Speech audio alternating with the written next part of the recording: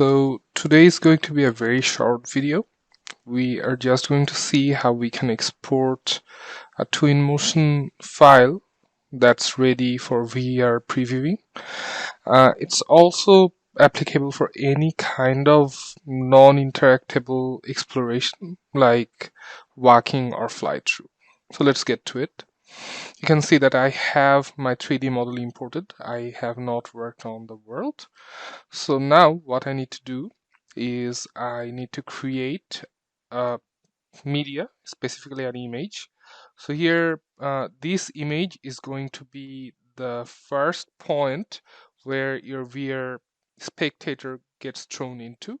So choose this very carefully. Just hit this plus sign and then be done.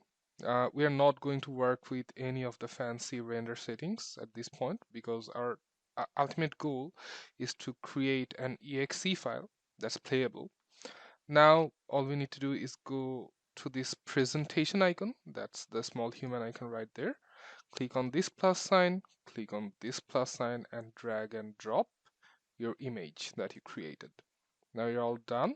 You need to export your presentation just like that, and then you start export.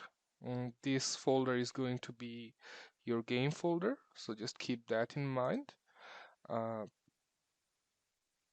So yeah, I'll just create a folder, name it bench VR, and just select folder and wait.